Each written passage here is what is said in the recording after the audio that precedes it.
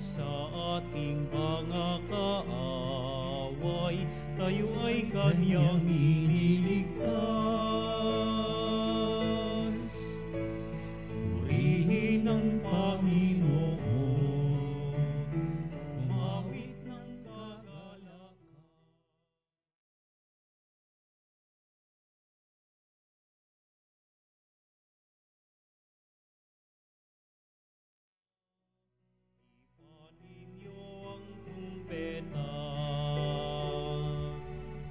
Halina't pagsaluhan natin dakilang pag-ibig ng Diyos. Ngayon tayo natitipon sa banal na misa. Simulan natin sa ngalan ng Ama at ng Anak at ng Espiritu Santo. Amen. Ang pagpapala na ating Panginoong Hesukristo, ang pag-ibig ng Diyos Ama at ang pakikipagkaisa ng Espiritu Santo naway sumainyong lahat. At sumainyo rin.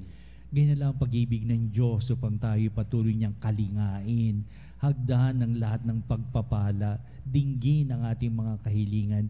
Ngayong magaganap ang mga bagay na ito, sapagkat puspos tayo ng mga biyaya ng Diyos sa mapagpala niyang pag-aaruga, nasa Espiritu Santong taglay din natin upang ang pagkakaisa ng gawain ay tunay na kalakasan sa darangan ng pagtahak natin sa matuwid na pamumuhay. Kaya upang tayo'y maging marapat na gumanap sa mga pagdiriwang na ito'y aminin natin ng ating mga pagkukulang, humingi tayo sa Diyos ng Kanyang awa at patawad. Inaamin ko sa makapangyarihang Diyos at sa inyo mga kapatid na lubha akong nagkasala sa isip, salita at sa gawa at sa aking pagkukulang, kaya sinasamo ko sa mahal na Birheng Maria, sa lahat ng mga anghel at mga banal, at sa inyo mga kapatid na ako'y panalangin sa Panginoong ating Diyos.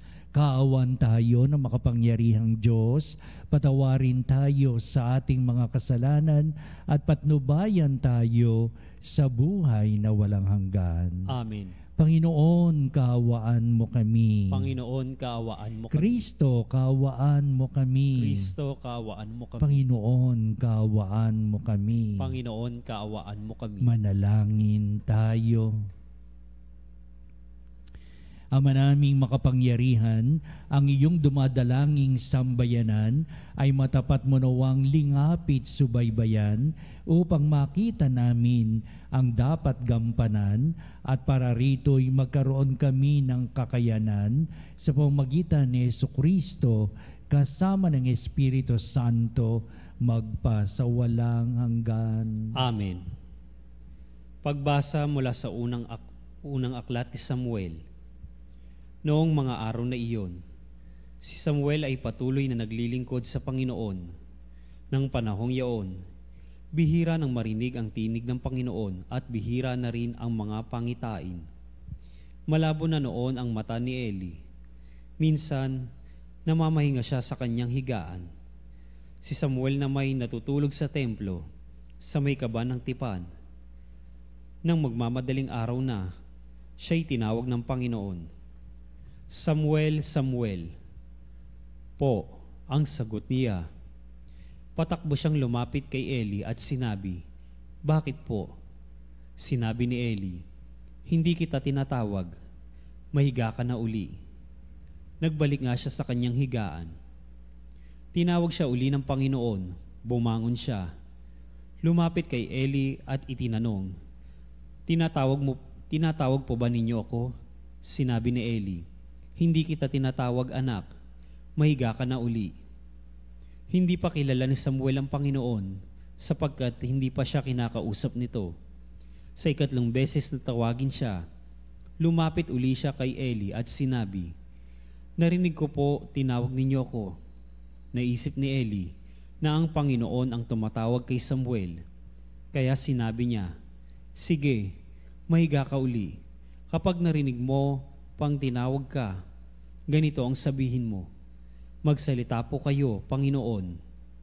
Nakikinig po ang inyong lingkod." At muling nahiga si Samuel. Ang Panginoon ay lumapit kay Samuel at tinawag ito.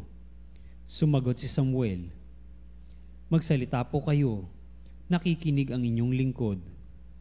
Habang lumalaki si Samuel, patuloy siyang pinapatnubayan ng Panginoon at nagkakatotoo ang lahat ng sinabi niya. Dahil dito, kinilala ng buong Israel mula sa Dan hanggang sa Berseba na si Samuel ay isang tunay na propeta ng Panginoon. Ang salita ng Diyos. Salamat sa Diyos. Handa akong naririto upang sundin ang loob mo. Handa akong naririto upang sundin ang loob mo. Ako ay naghintay sa aking Panginoon at dininig niya ang aking pagtaghoy. Mapalad ang taong may tiwala sa Diyos at sa Diyos-Diyosan hindi dumudulog, hindi sumasama sa nananambahan, sa mga nagkalat na Diyos-Diyosan. Handa akong naririto upang sundin ang loob mo. Ang mga panghandog, pati mga hain at mga hayop na handang sunugin, hindi mo na ibig sa dambana dalhin, upang iyong salay iyong patawarin. Sa halip, ang iyong kaloob sa akin ay ang pandinig ko upang ikay dinggin. Handa akong naririto upang sundin ang loob mo. Kaya ang tugon ko, ako'y naririto. Nasa kautusan ang mga turo mo. Ang nais kong sundin iyong kalooban. Aking itatago sa puso ang aral. Handa akong naririto upang sundin ang loob mo. Ang pagliligtas mo'y aking inihayag. Saan man magtipon ang iyong mga anak. Di ko titigil ng pagpapahayag. Handa akong naririto upang sundin ang loob mo.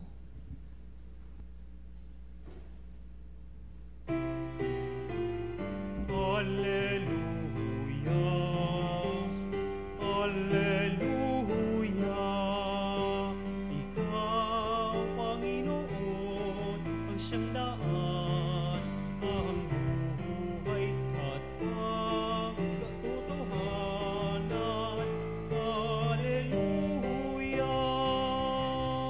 Ang tinig ko'y pakikinggan ng kabila sa aking kawan, ako'y kanilang susundan. Alleluia, Alleluia. Ikaw, Panginoon, ang siyang Sandaan ang buhay at ang katotohanan. Alleluia. Sumainyo ang Panginoon At sumainyo ang rin. pagpapahayag sa Ebanghelyo ayon kay San Marcos. Papuri sa iyo, Panginoon. Noong panong yun, mula sa sinagoga, si Jesus ay nagtuloy sa bahay nina Simon at Andres. Kasama niya sina Santiago at Juan. Nararatay noon ang biyanan ni Simon Pedro dahil sa matinding lagnat at ito'y agad nilang sinabi kay Jesus. Nilapitan ni Jesus ang babae, hinawakan sa kamay at ibinangon. Noon di inibsan ito ng lagnat at naglingkod sa kanila. Pagkalubog ng araw, dinala kay Jesus ang lahat ng may sakit at ang mga inaalihan ng demonyo at nagkatipon ang buong bayan sa may pintuan ng bahay.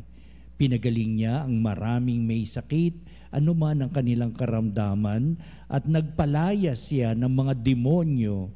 Hindi niya hinayaang magsalita ang mga ito sapat alam nila kung sino siya. Madaling araw pa'y bumangon na si Jesus at nagtungo sa ilang napuok at nanalangin. Hinanap siya ni Simon at kanyang mga kasama.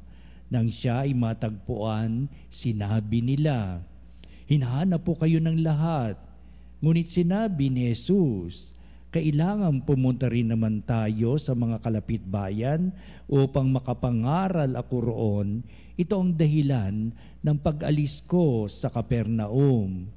At nilibot niya ang buong Galilea na nangangaral sa mga sinagoga at nagpapalayas ng mga demonyo. Ang mabuting balita ng ating kaligtasan. Pinupuri ka namin, Panginoong Hesukristo.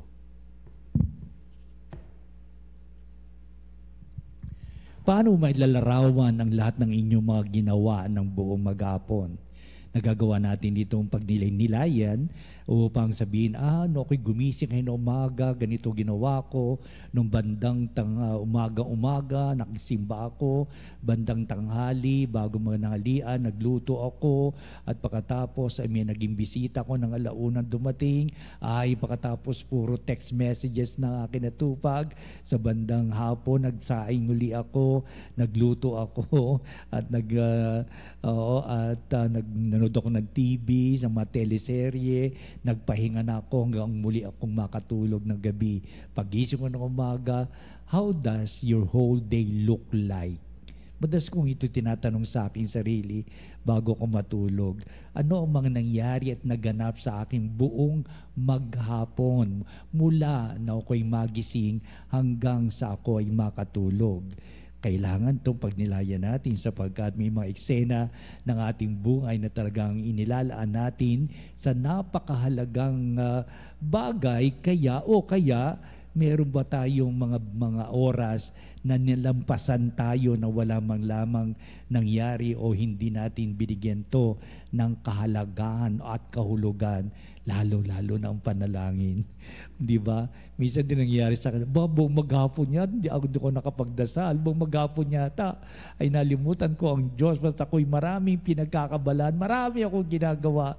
I forgot to pray. Di ba?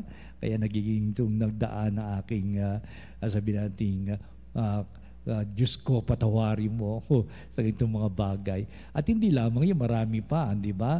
Tingnan natin sa ating mabuting balita, how does the whole day look like in the life of our Lord Jesus Christ? Sapagkat maliwanag, pagkatapos ni Jesus sa pumunta sa sinagoga, umaga yon.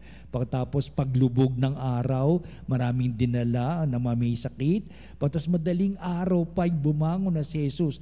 Kita-kita at maliwanag, madaling araw at pagkalubog ng araw, pagkatapos ng services sa sinagoga.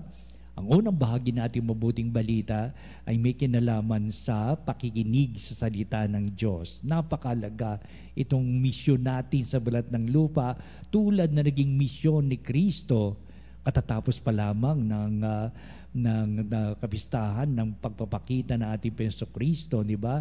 O tinaguri ang commonly known as Three Kings upang kinabuka o kahapon, di ba? Pinagdiwang natin ang pagbibinyag sa ating Jesucristo at sinasabing pagkatapos pa lamang binyag ni Kristo, sinimulan na niya ang kanyang misyon sa pagtungkol sa paghahari ng Diyos. At ito na nga, sinimulan ng ating mabuting balita ngayon ang mga pangunahing mga gawain ni Kristo bilang ito ay sa katuparan ng kanyang misyon tungkol sa paghahari ng Diyos. Kaya pagkatapos ng services sa sinagoga, nabalitaan ni Jesus sa sinabi marahil ni Andres at makapatid na Andres at Simon na may lagnat, matinding lagnat ang biyenan ni Simon. Kaya sabi ni Kristo, sige, punta tayo sa bahay, malapit lang doon. Di ba? Kaya nilakad nila, pagpunta sila doon at pinagaling ang may lagnat na biyenan ni Simon Pedro. Alam po ba ninyo ang pag sinabi may lagnat, maluba iyon sa kanilang kalalagayan, di ba? May 2,000 taon na nakalilipas. Pero hindi dapat natin din pawalang halaga pag mayroong lagnat ang inyo pong anak. Meron niyang signo sa loob meron niyang pinahatid na mensahe kapag may lagnat at baka may impeksyon o may iba pang mga malubhang karamdaman.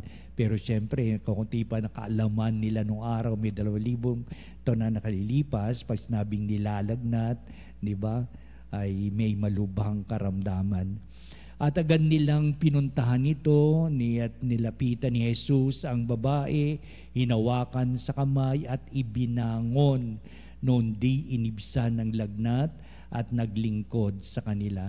Napakaganda yung pagkakasulat ni San Marcos na ating mabuting balita, na talagang may kapangyarihan si Jesus sa pagpapagaling, ano pa may kahulugan ang kagalingang natamo ng sino mang tao na nanggaling sa Diyos sa pamagitan ng paglilingkod.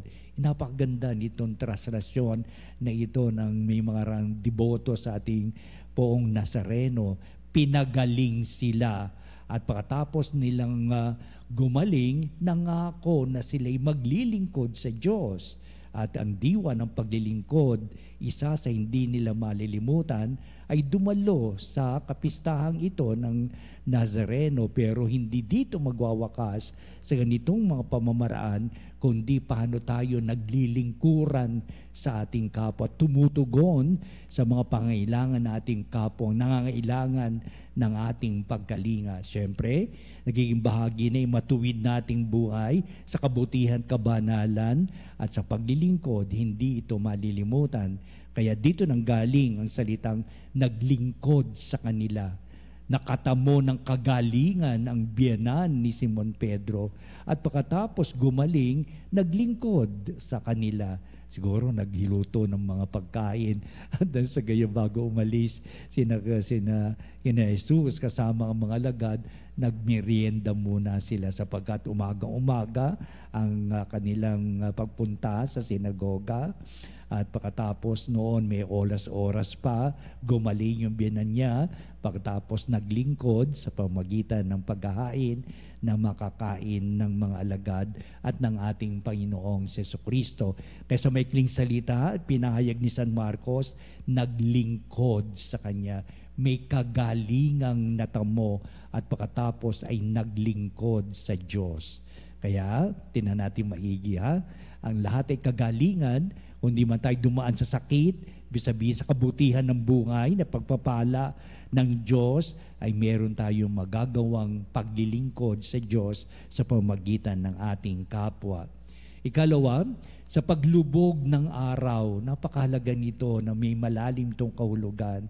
Sa mga taong wala na bang pag-asa sa buhay, sa mga taong napapalulong sa iba't ibang uri ng sakit at karamdaman, sa mga traumatic experiences, sa mga nagdadalamhati, nalulumbay at nawawala na ng pag-asa sa buhay, sabihin natin, ang kanilang buhay ay lumulubog na.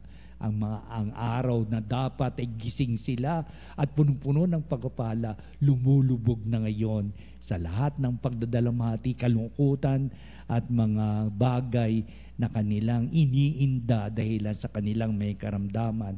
Kaya maraming may sakit at maraming inaalihan ng demonyo at nakakatipon sa buong bayan, sa may pintuan ng bayan. Biruin mo nyo paliwanag dito, di ba? Ang daming tao niyan. Sapagkat nabalitaan nila na si Kristo ang papagaling sa mga may karamdaman at nagpapalayas ng mga demonyo, kaya nadinagsaan sila ng mga tao at sila man din ay ibig na gumaling sa kanilang mga karamdaman. Iniisa-isa na ating Panginoon Kristo, pinapatungan ng kanyang mga kamay o kaya ipinapanalangin sila doon sa may pintuan ng bahay na kinaroroonan nila at nakita nila at ang bawat isa ay namangha sapagkat gumaling ang mga tao na dumulog sa Diyos, nagkaroon ng agandahang kalooban ang Diyos at sa pamagitan nito'y walang hindi nagaganap sa kabutihan ng poong may kapal. Everything is good and everything goes well sapagkat may mga tao talaga na nagbigay kahulugan sa pananampalataya upang ang kagalingan ay matamo hindi lamang isang tao ng maraming tao. Alam ba ninyo, yan din ang na nagiging bunga ng may kagalingan upang isiwalat ito, ipahayag si Kristo ang nagpagaling sa akin. Talaga? Oo.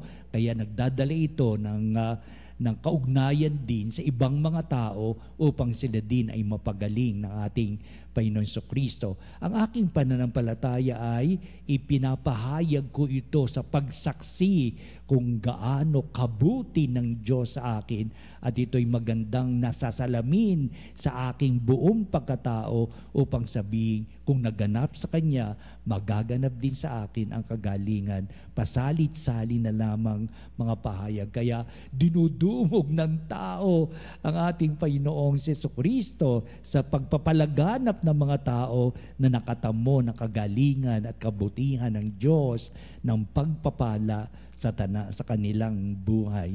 Ito yung pinapahayag sa ikalawa na sabihin, ang pananampalataya ko ay hindi lamang para sa akin, hindi pananampalataya being shared sapagkat butihin ng Diyos at ang kanyang mga pagpapala ay naipagkakaloob sa ating lahat. Hindi lamang sa akin, sa ating lahat na dumudulo kaya sabi, halina, tayo nananampalataya, may kagalingang maihatid ang Diyos para sa ating kabutihan, para sa ating kapakanan.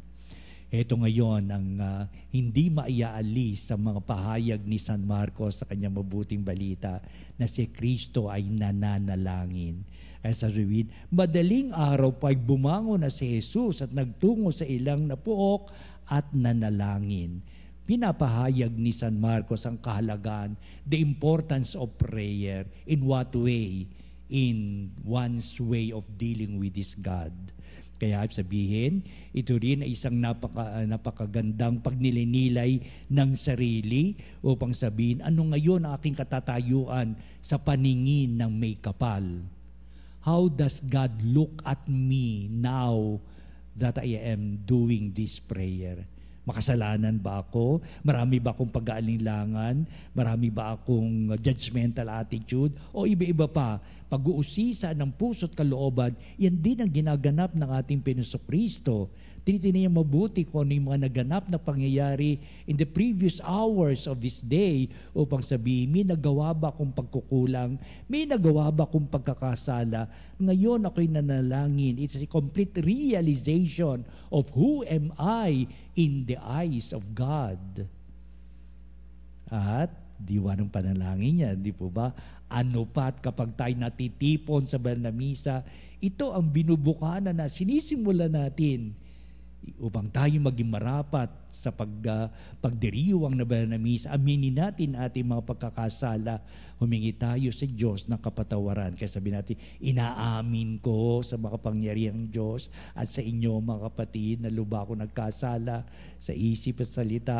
Yan ang ating pinapahayag sa simula pa. Sapagkat sa panalangin, hindi maiaalis ito. Sapagkat napakahalaga, pahalagian at anumang pagdulog natin sa Diyos, we're always want to say always, how does God look at me now? What is my standpoint in my spiritual life? Nakakalimot ba ako? Marami ba akong pagkakasala? May nagawa ba akong kasalanan? At upang ang mga bagay na ito ay hingin natin ng kapatawaran sa poong may kapal. Ang huling bahagi na ating mabuting balita at sumasusunod pang mga pangyayari. Ang ating Panginoon Kristo, a busy day always. Hindi po ba? It's always a busy day. Hindi naman ito nagdudulot sa kanya ng hirap. Di ba? Hindi naman ulat naman pinapag. Si Kristo ay pagod na pagod sa kanyang buong maghapon. Wala. Basta Jesus Christ is enjoying His life in the company of all His disciples in that kind of spiritual attitude of being happy in the service of God. Napaganda, di ba? Kaya sabi natin, if we do all these things in our lives, ano man ang dami ng ating trabaho, but if we have the right attitude that we do it in the Spirit of God in our life, wala, madali lang yan. Madali lang na matatapos ang trabaho upang sabihin hindi tayo magreklamo sa dami ng trabaho, sa bigat ng mga trabaho. Why? We are developing that kind of attitude that we do this in the service of the Lord for others, for the sake of others. Mabigay halaga nawa tayo palagian sa buhay pananampalataya. Mahubog nawa tayo sa tamang landas sa matuwid nating pamumuhay. Makita nawa natin kung paano ang Diyos ay nananahan sa atin at nabibigay halaga at pagpapala para sa atin ngayon at magpa sa walang hanggan. Amen.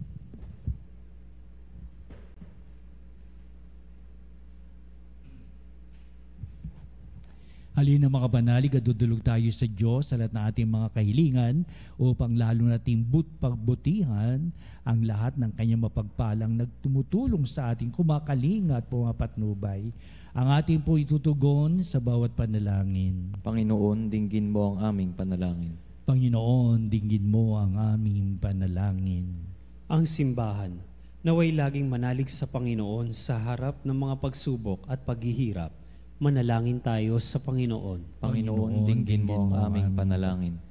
Ang mga naghihikaho sa daigdig, lalo na ang mga walang katarungang pinagkaitan ng pagkain, damit o kalayaan, naway mabigyan natin ng pag-asa at kalakasan ng kalooban.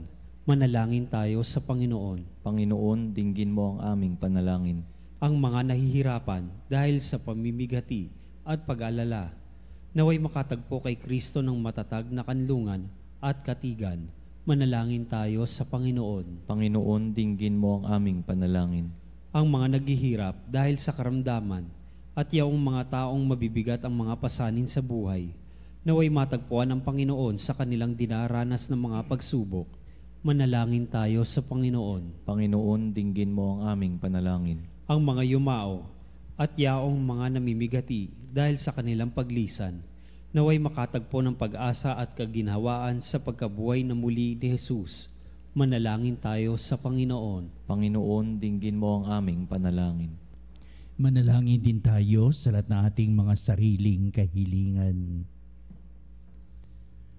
Heto ngayon ang ating mga kahilingan, itataas natin sa piling ng Diyos Amang, nakikinig sa lahat ng ating tinitibok ng puso, inilalahad ng ating puso diwa, ay pinagkakaloob sa atin ang mga lahat ng kahilingang pagpapala.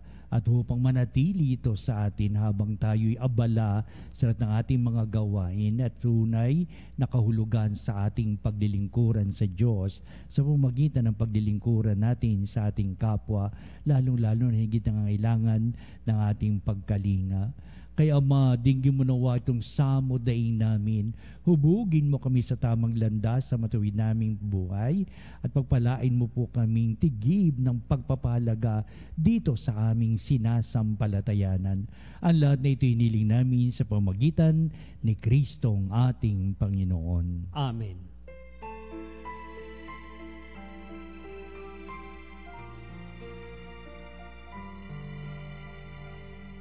Kunin at tanggapin ang alay na ito, mga biyayang nagmula sa pagpapala mo.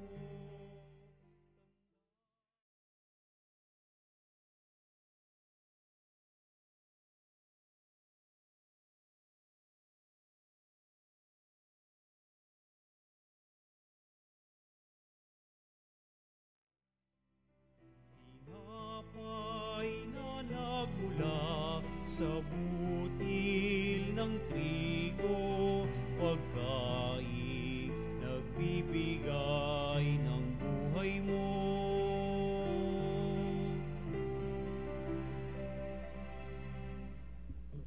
Manalangin kayo mga kapatid, upang itong ating paghahain ay maging kalugod-lugod sa Diyos Amang makapangyarihan. Tanggapin nawa ng Panginoon itong paghahain sa iyong mga kamay, sa kapurihan niya at karangalan sa ating kapakinabangan at sa buong sambayanan niyang banal. Ama naming lumikha, ang paghahain ito ng iyong sambayanan ay iyong marapatin ngayong paunlakan, pakundangan dito mapasa amin nawa ang iyong kabanalan at ang masugid naming dalangin ay iyong pagbigyan sa pamamagitan ni Jesucristo kasama ng Espiritu Santo magpasawalang hanggan. Amen. Sumainyo ang Panginoon. At sumainyo rin. Itaas sa Diyos sa inyong puso at diwa. Itinaas na namin sa Panginoon. Pasalamatan natin ang Panginoong ating Diyos. Marapat na siya ipasalamatan. Ama naming makapangyarihan, tuning ang marapat na ikaw ay aming pasalamatan sa pamamagitan ni Jesucristo na aming Panginoon. Sa dakilang pagtubos niya sa amin, ang kasalan at kamatayang aming pasanin ay binalikat niya upang kami palayain at maitampok sa iyong luningning.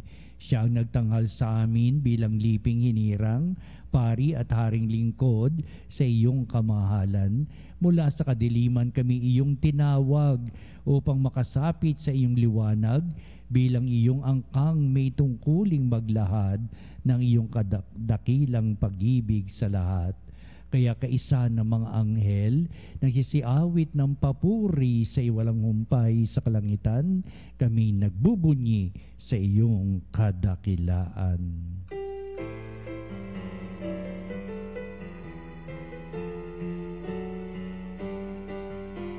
Santo, Santo, Santo, Diyos makapangyarihan, usbos na luwalhati ang langit at lupa. Hosana, Hosana sa kaitan.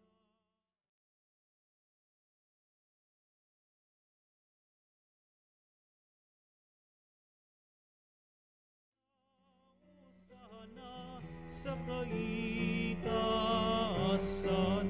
Hosana, Hosana sa kaitaasan.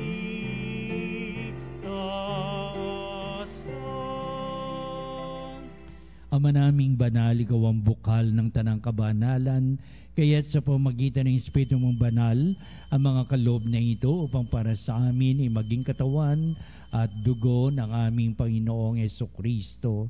Bago niya pagtiisang kusang loob na maging handog, hinawakan niyang tinapay, pinasalamatan kanya, pinagati-hati niya yon, iniabot sa kanyang mga lagad at sinabi, "Tagapin niyong lahat ito at kanin, ito ang aking katawan na ihahandog para sa inyo."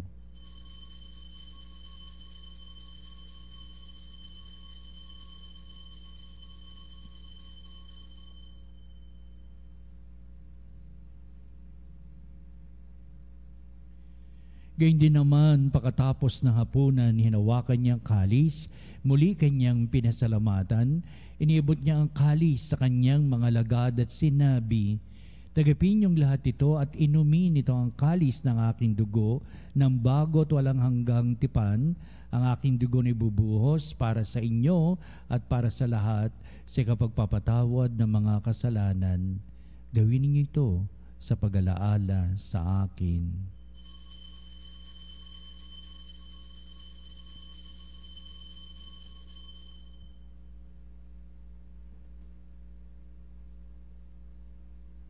Ipagbunyi natin ang misteryo ng pananampalataya.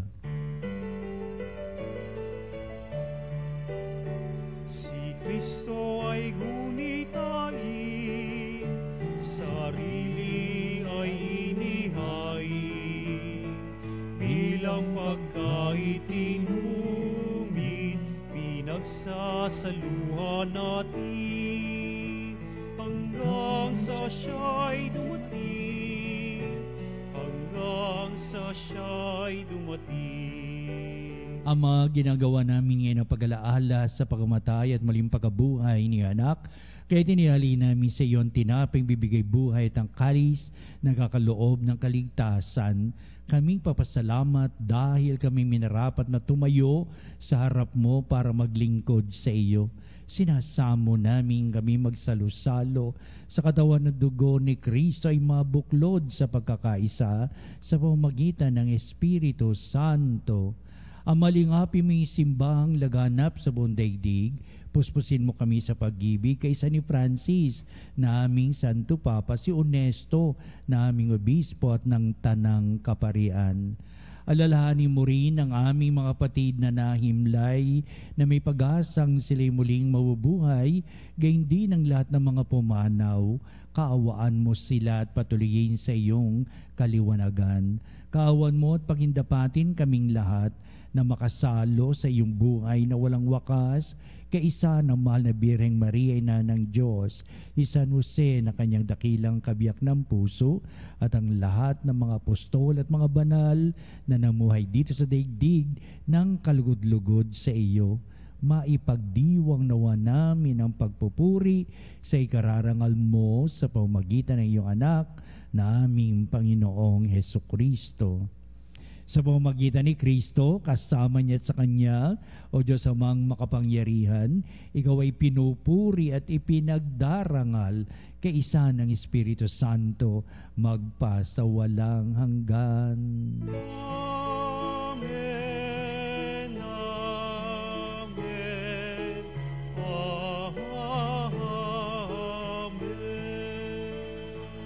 Kabutihang handog bilang pagpapala sa ating ipinapahayag si Jesucristong dinarangal upang lalo natin pagtibayin ang pagtahak sa mabuting buhay sa paglilingkuran sa kapwa.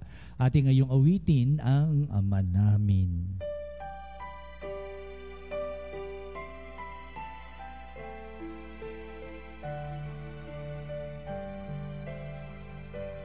Ama namin, sumasalangit ka, sambahin ang ngalan mo, mapasa amin ang kaharian.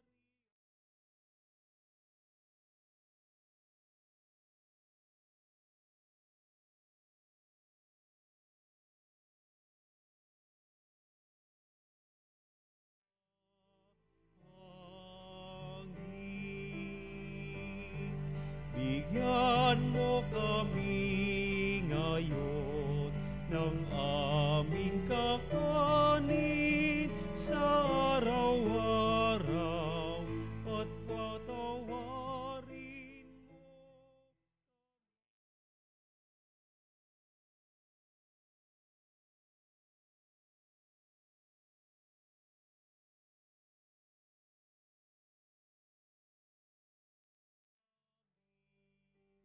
Sa nagkakasala sa amin, at huwag mo kaming ipahintulot sa tukso, at yadya mo kami sa lahat ng masama.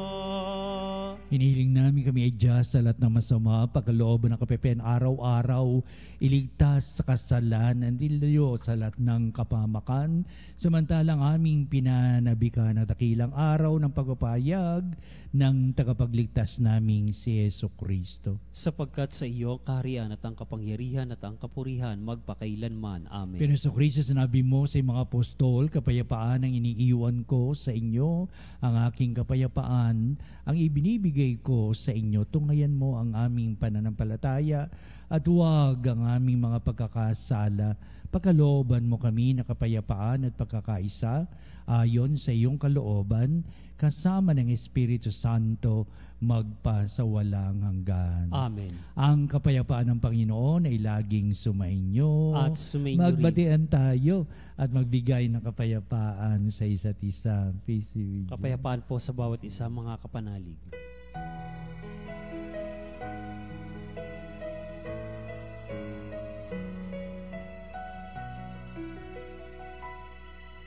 Kordero ng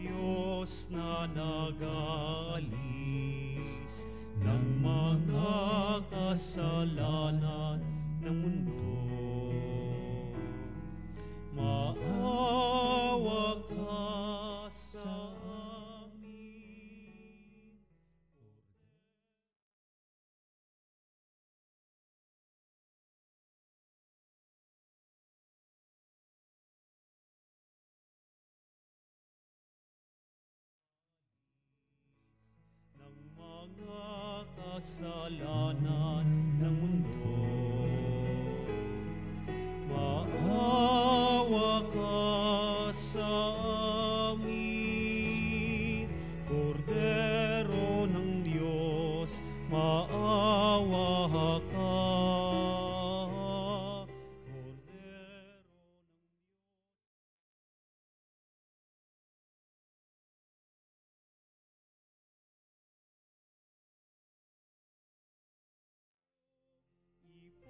Ipagkaloob mo sa amin ang kapayapaan.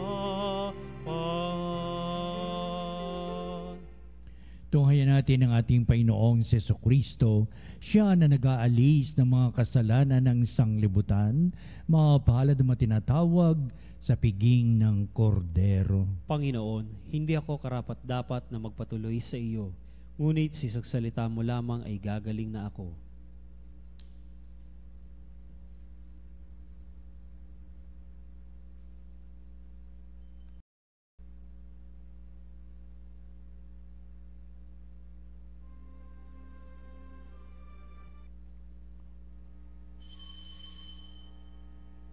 Mga kapanalig, ating dasalin ang komunyong espiritual. O Jesus, nananalig ako sa pananahan mo sa kabanal-banalang sakramento. Minamahal kita higit sa lahat at hangad ka ng aking kaluluwa. Hindi ko man matatanggap ngayon ang iyong katawan at dugo, inaasahan ko na patuloy kang mamumuhay sa aking puso. Naniniwala ako na narito ka at kaisa ka ng aking buong pagkatao. Huwag mong ipahintulot na mawalay ako sa iyo. Amen. Panalangin sa Birhen ng Katotohanan.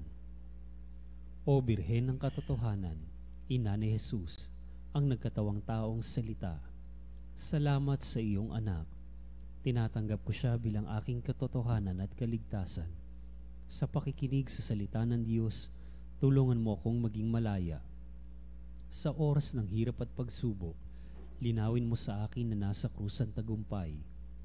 Sa aking paglalakbay, akayin mo ako sa buhay ng paglilingkod at sa buhay na ganap at kasiyasiya. Kupkupin mo ako at ang aking mga kapanalig na nakikinig, natututo at nagmamahalan. O Maria, Birhen ng Katotohanan, ipanalangin mo kami. O Jesus, ikaw ang daan, ikaw ang katotohanan, at ikaw ang buhay. Iligtas mo kami. Amen. Amen. Manalangin tayo. Ama naming mapagmahal, hinihiling namin kami iyong pagbigyan, pakundangan sa iyong dulot na pakikinabang, ipagkaloob mong ikaw ay aming paglingkuran sa pamumuhay namin sa paraang iyong kinalulugdan sa pamamagitan ni Jesucristo kasama ng Espiritu Santo magpa sa walang hanggan. Amen. Susunod po natin pagtatanghal sa kabanal-banalang sakramento at sa ating pong pagtatanod, kalakip ang ating mga panalangin at sa bandang huli ito ang magbibindisyon sa atin bilang pagtatapos nitong ating banal na gawain. Salamat po.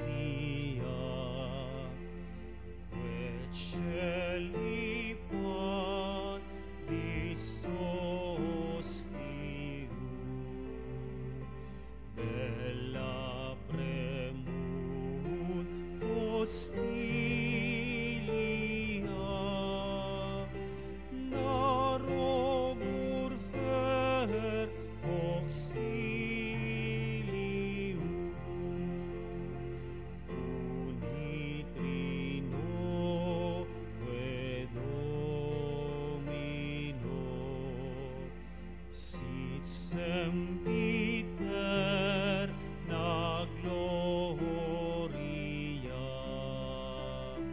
qui vitam sihi determino,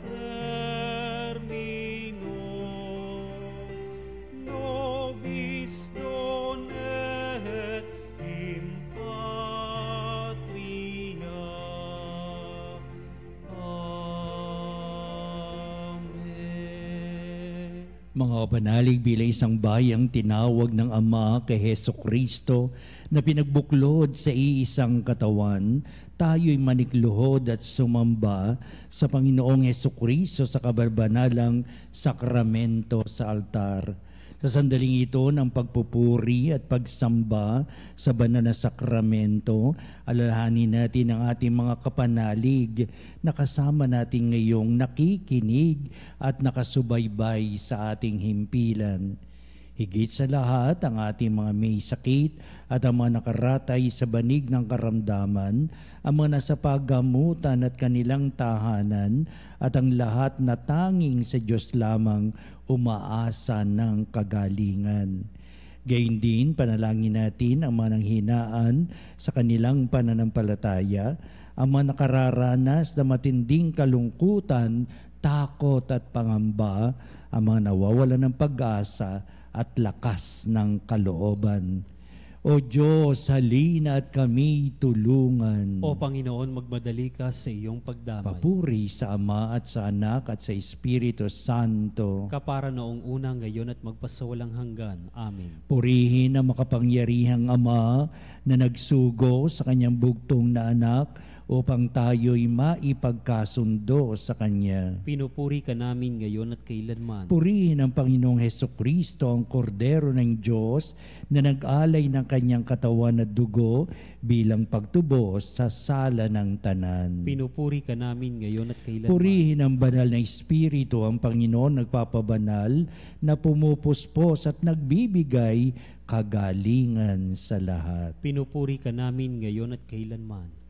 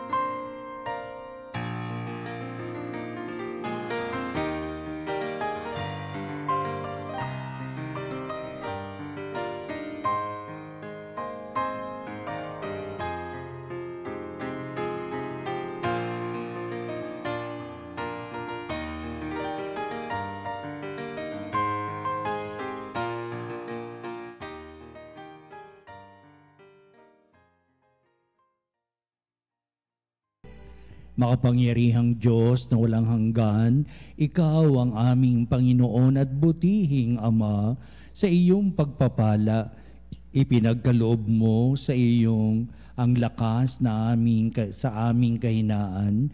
Tungayan mo po ng may kagandahang kalooban ang iyong mga lingkod na may sakit at karamdaman, ang mga nababalisa at nawawalan ng pag-asa, ang mga natatakot at nalulumbay, at ang mga may matitinding suliraning taglay at pinagdaraan ng hirap sa buhay, at ang mga nasa bingit ng kamatayan. Pagalingin at aliwin mo po sila sa kanilang mga karamdaman at ibalik sa kalusugan at kapanatagan ng kalooban upang mabatid nila ang iyong kabutihan at sila'y magpasalamat sa iyong banal na pangalan. Hinihiling namin ito sa pamamagitan ni Kristong ating Panginoon. Amen. Panginoon, nagsusumamo kaming dalawin ang tahanang ito at alisin mula rito ang lahat ng mapanirang kapangyarihan ng kaaway. Mananawa rito ang iyong mga anghel at banal upang panatilihin kami sa kapayapaan at sumaamin nawang lagi ang iyong pagpapala. Hinihiling namin ito sa pamamagitan ni Kristong ating Panginoon. Amen. Gawaran nawa tayo ng makapangyarihang Diyos ng kapanatagan ng kalooban at mapayapang buhay. Amen. Tantum ergo sacramentum veneremur cernui et antiquum documentum globo cedat ritui restet fides supplementum sensum defectui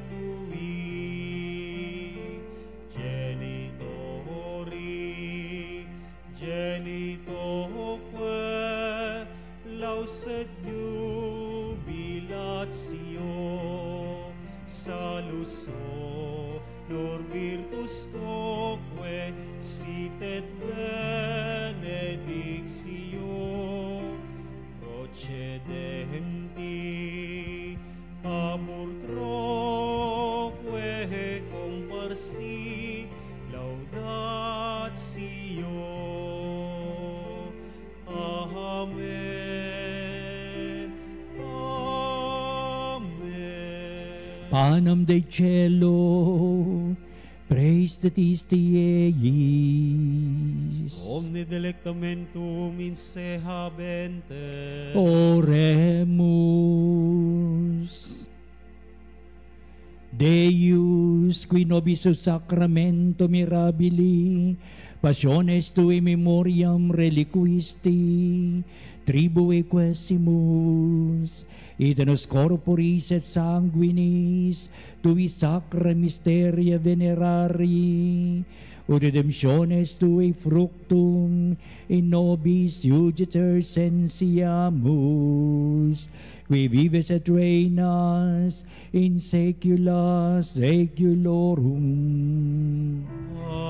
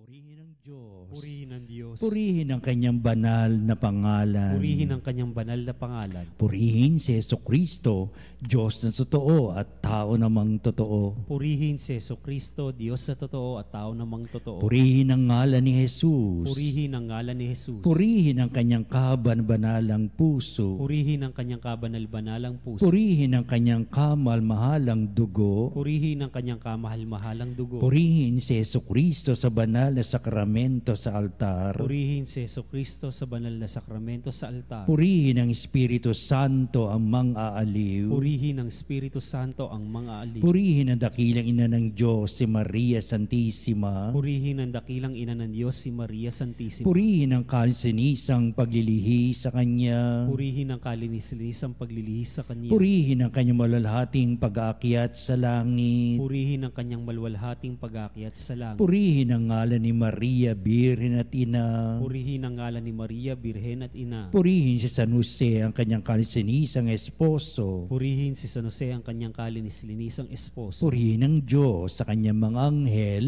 at mga santo. Purihin ng Diyos sa kanyang mga anghel at mga santo.